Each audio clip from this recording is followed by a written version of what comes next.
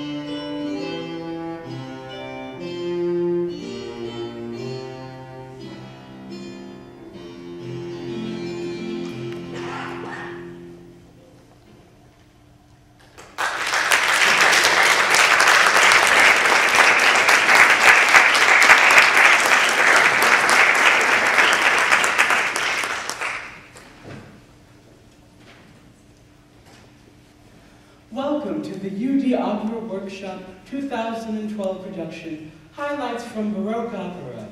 The excerpts performed this evening are from works of the late Baroque period, of the late 17th century and early 18th century. You have just heard the famous opening aria of George Frederick Handel's opera Xerxes, Ombra mai fu.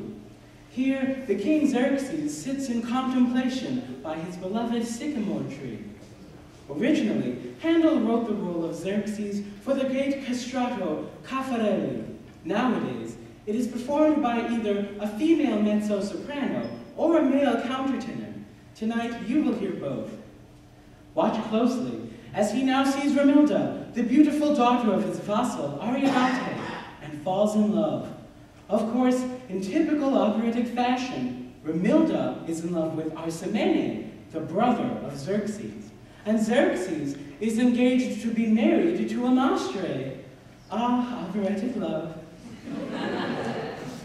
Charming and lovely, the brook that revels in its freedom, and among the fields, with clear waves, happily it rushes towards the sea. Here is Romilda's opening aria, Va volendo.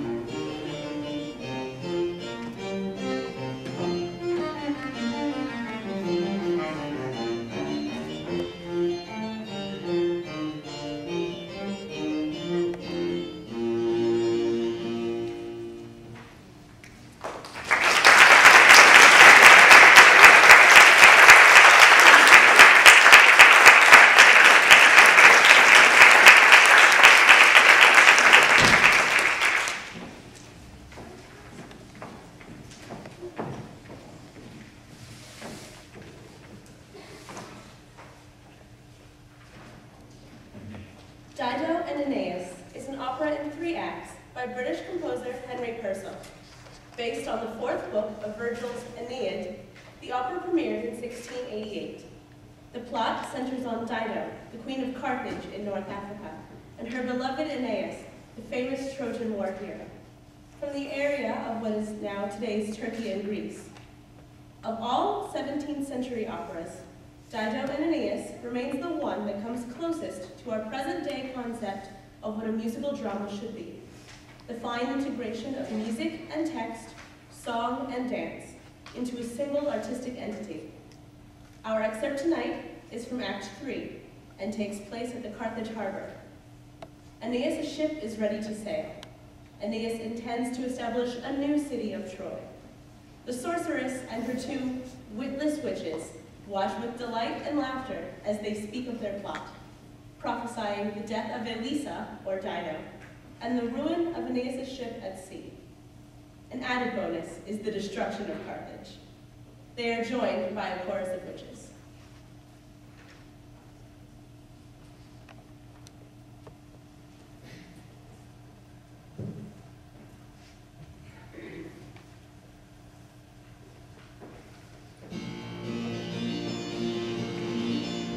See, see the flags and streamers curling, anchors weighing, sails unfurling, beasts pale, deluding beams, gliding o'er these single streams. Our foot has took, the queens forsook, in weeks of ruin.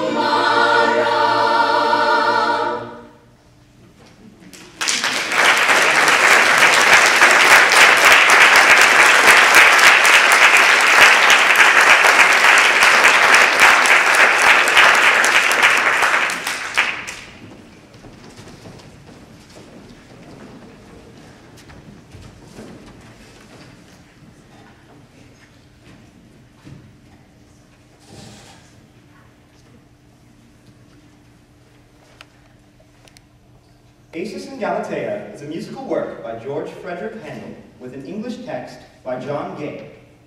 It has been called a masque, a pastoral opera, a serenata, or a little opera.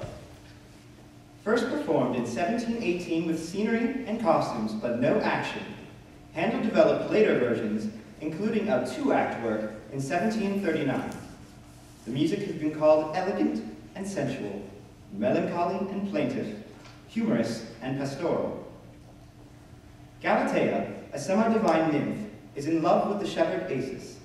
The two are at last alone together, enjoying a stroll and a picnic in the woods. Galatea expresses that she has missed seeing him, as when the dove laments her love, when he returns, no more she mourns, but loves the livelong day.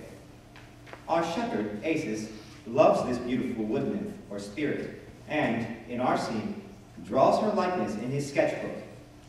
They confirm their happiness and joy with the duet Happy We, and are joined by other voices in Greek chorus style.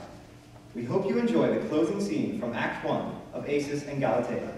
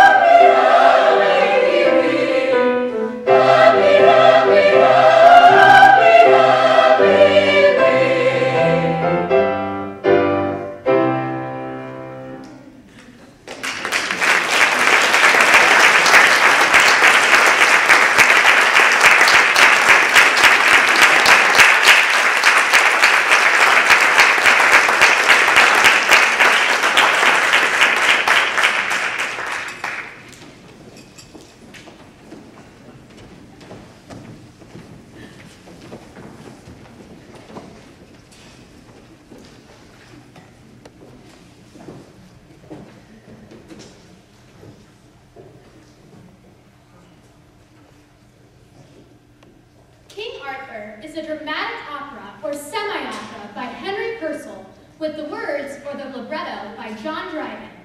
First performed in London in 1691, the plot is based on the battles between King Arthur's Britons and the Saxons, rather than the legends of Camelot. Included are also supernatural characters, such as Cupid and Venus. The work has spoken text as well as music. King Arthur includes some of Purcell's most lyrical music, frequently inspired by French dance rhythms and rather adventurous harmonies for the period.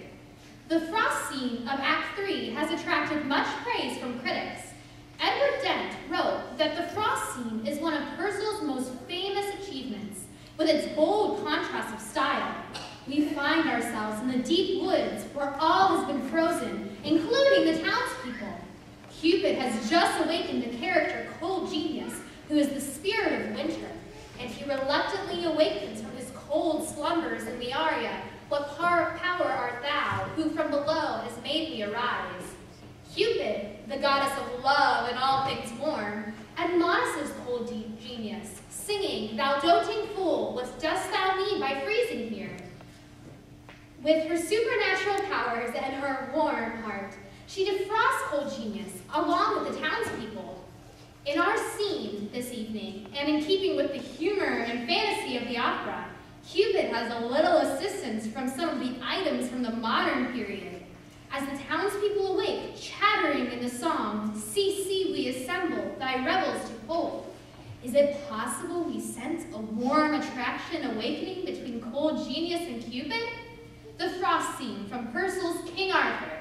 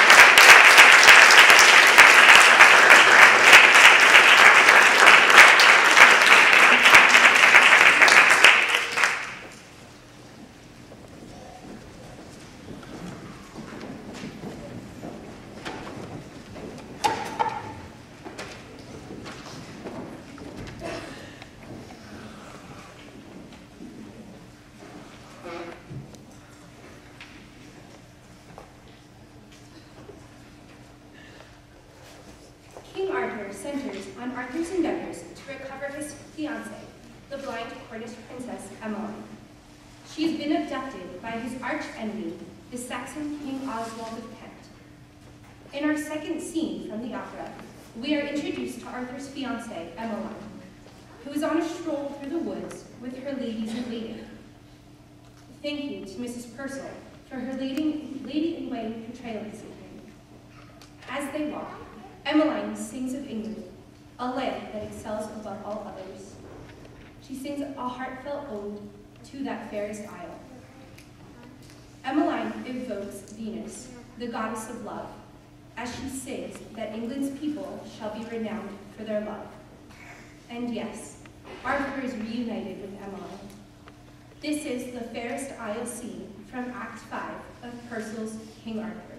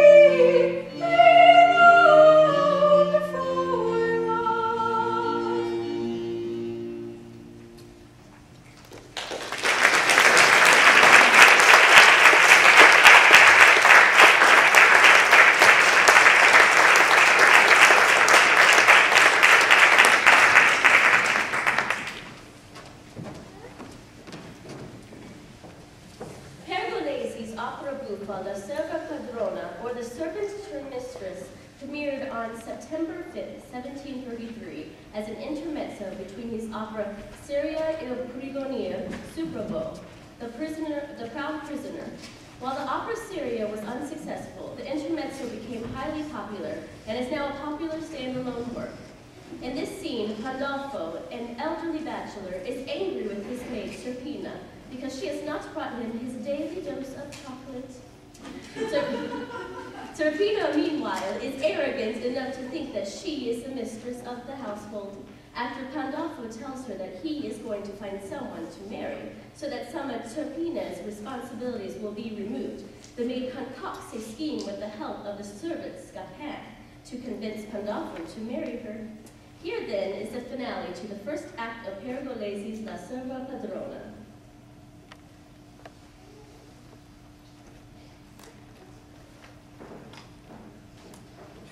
Take it away. I don't want it. And now, young woman, a word with you. I've come to the conclusion that there must be some change in this household. Change? What do you mean by that? You'll know in a minute. I confess myself unable to cope with the current situation, and I mean to entrust it to another. What situation do you mean? The control of you. It's beyond me. I've thought it over carefully, and I'm going to remove some of your responsibility and put someone of greater responsibility over you. In brief, though as desperate the remedy will be, I will find a wife for myself and a mistress for you. You don't mean that! And why shouldn't I? Who would have you? I could name a dozen, and one widow in particular. Now you know you would never marry a widow. And why not? A widow who will always compare you to number one and always to your disadvantage. Let's look at this calmly. Confess you're simply putting me to the test. What test? To find out how much I really care for you. What the devil do I care what you care? Though your tone is hardly one in which I would expect a proposal, I'll make allowances. And since you seem bent on offering me your hand, I confess there have been times when I have thought this possibility not altogether distasteful. Marry you?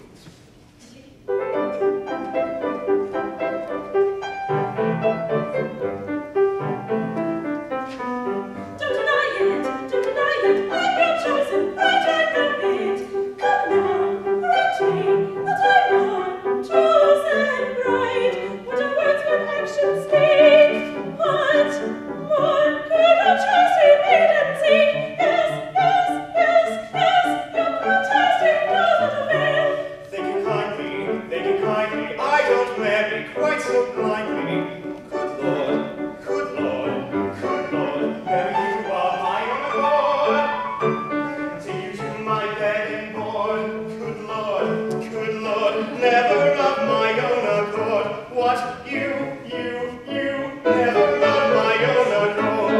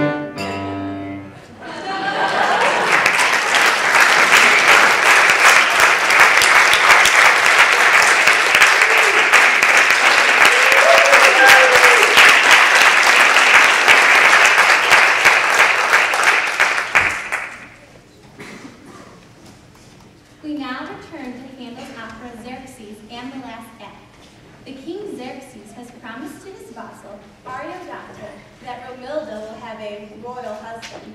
Of course, in true operatic fashion, Ariodate assumes he means Arsamene, Xerxes' brother. Upon learning about the relationship between Arsamene and Romilda, Xerxes commands that his brother be killed. Romilda asks if Xerxes' fiancée Amastre to go and warn Arsamene. In return, Amastre asks Romilda to deliver a letter from her to Xerxes. She still loves him, even though he has treated her so badly. In this next scene, Romilda tries to warn Arsamene of the death threat, but he mistrusts her and they argue. After the duet, wedding preparations are now in full swing. Ariodate announces the bridegroom, and Arsamene and Romilda enter, still quarreling.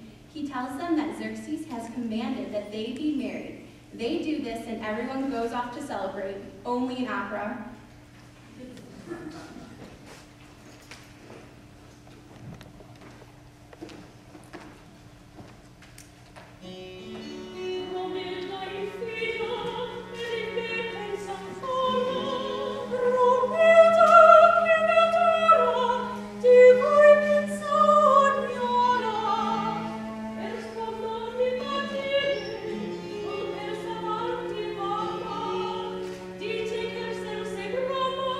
Il mio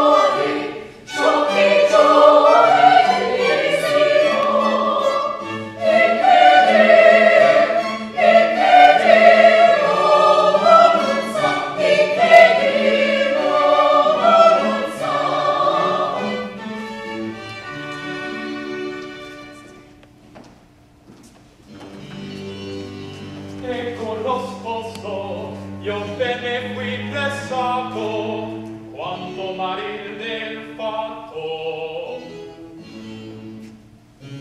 Alma piena, cuore tratto, troppo fragile mia bene.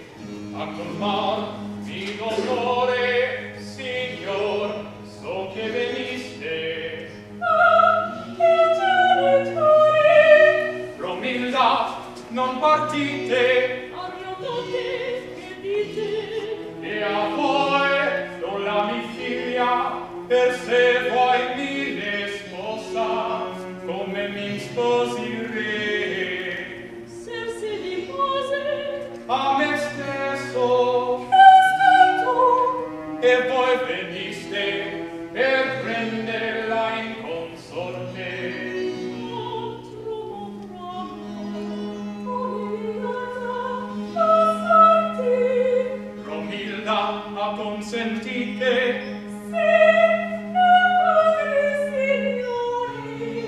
stringete ormai le destre.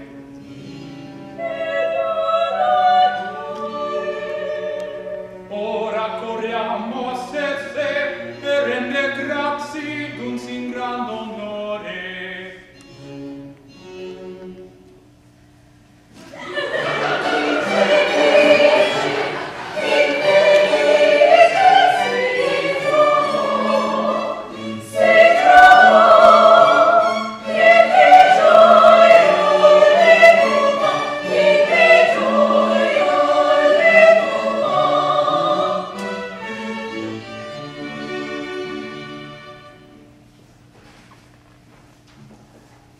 A letter has been delivered to Xerxes.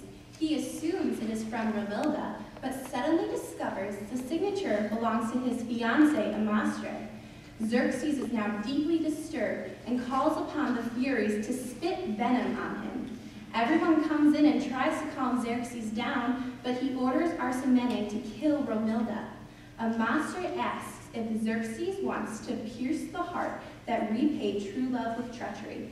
When he says yes, she reveals her true identity and turns the sword on the king, threatening to kill first him and then herself. Xerxes repents and finally asks everyone to forgive him of his outrageous behavior. As I said before, only in opera. And now, the final moments from Handel's opera, Xerxes.